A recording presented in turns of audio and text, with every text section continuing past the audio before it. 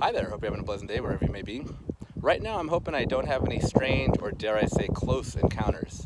I'm at Devil's Tower National Monument in northern Wyoming.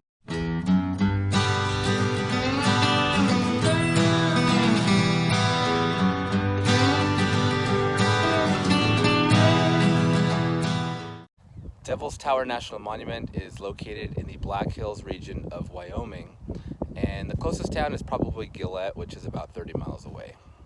So, what exactly is Devil's Tower? Well, as you can see, it is a large rock feature that kind of juts out of the surrounding landscape here in northern Wyoming. Now, there's a little bit of disagreement on some of the specifics of how it formed, but the general consensus is that at one point there was a large magma chamber that began to intrude on some sedimentary rock that was above it. Eventually, it cooled, and as it cooled, it hardened, forming igneous rock.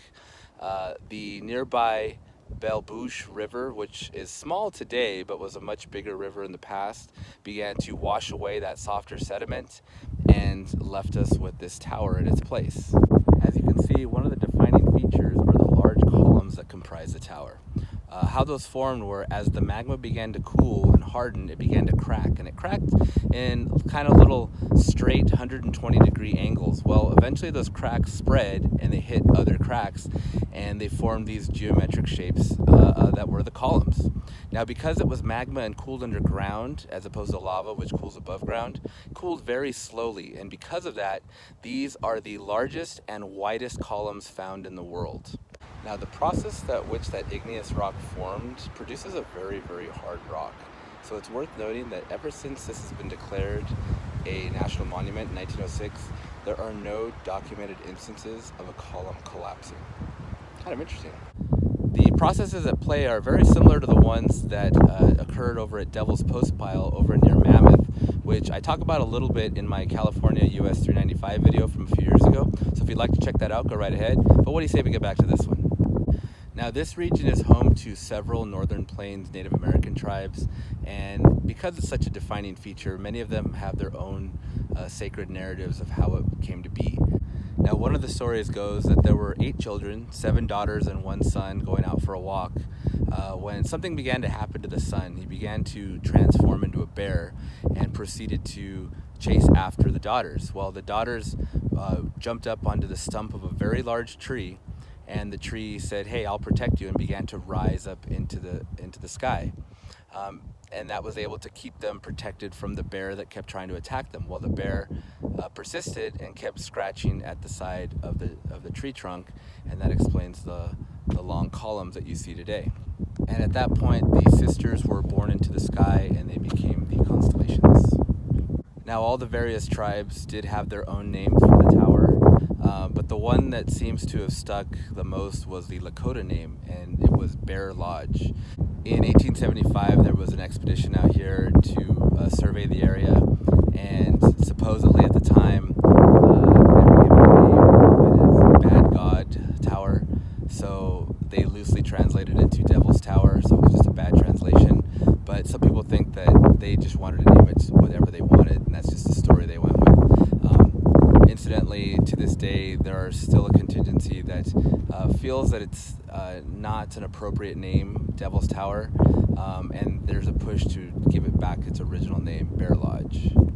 Now, like I said, the Bouche River is the reason that this has been exposed. The top part of the tower is probably the one that's been exposed the most because that third looks like to be the most weathered. And it is believed that there's still a couple kilometers worth of that magma that's yet to be removed. The Bouche also exposed a layer of red rock, which is also found in other places in the area. Apparently there's this red layer of rock that's sort of exposed and encircles the Black Hills area. Well, oral tradition states that the buffalo once declared itself the strongest animal, and the humans kind of contested that. So they decided to have a race, and all the animals were going to participate, but because the humans only had 2 legs, they determined that 4 birds would race in its place.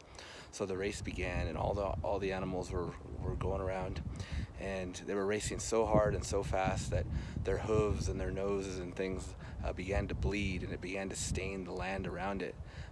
Ultimately, the birds representing the humans won, but the ground was forever red because of that race. Kind of an interesting story, I thought. As far as visiting here, it is in kind of a remote part of Wyoming, but then again, that's kind of how the whole state goes. There's not a lot of major population centers. Now, once you get here, there is a little visitor center, and when I say little, it really is little. So you can go in there, take a quick look, learn a little bit about it. But then if you decide to do one of two trails that are offered from the visitor center, there's the Tower Trail, which is about 1.3 miles all the way around, and it's fully paved, and it has a bunch of little kiosks and things and great views and such. So it's overall not too bad. There's a couple hills, but it's pretty doable. And then there's the longer Red Beds Trail. That's about 2.8 miles or so, 2.6 miles.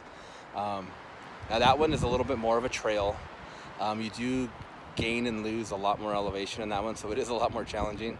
It takes you over by the red rock that's been exposed by the river, which is nice. It's not a huge stretch, but it's nice. Overall, it's a nice walk. It gives you a little bit of exercise.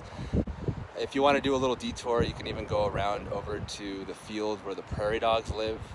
When you first drive into the park, there's a little stretch of the road where it's an open field and there's prairie dogs just kind of going about doing their thing. The trail kind of goes on the back side of that and gives you some really, really great views of the tower from a little bit back. So for that reason alone, I'd probably recommend it. But like I said, it is a little more physically demanding. One thing that the signs did say, or they just merely mentioned, is that Lakota tradition states that you circle the tower in a clockwise manner. They didn't emphasize it. They just kind of like, it's there if you want to do that. I kind of wish they would have. And it did seem like majority of the people went counterclockwise. I don't know if that was intentional. Maybe they didn't read that part of the sign. Or maybe they just don't care. But I personally decided to go clockwise. Now, if rock climbing is your thing, you can do that here. It says that it can take anywhere from, several minutes to 8 hours. To do so, you just need to register and kind of know what you're doing. But yeah, you can take your shot at the summit. Now, this is still a very active area, spiritually speaking, for the local Native American tribes. They still come here and hold ceremonies and things of the like. And they also have this practice where they hang little things from the trees, and they call them prayer bundles. And it is said that the wind will kind of carry the prayers to where they need to go.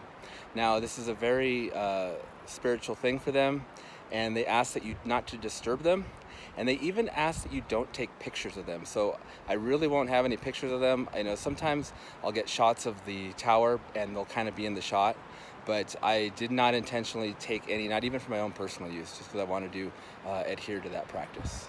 Overall, thought it was a really interesting place. This is one that I'd wanted to visit for a little while, but I was never in the area. So this time I checked it out. I wasn't disappointed.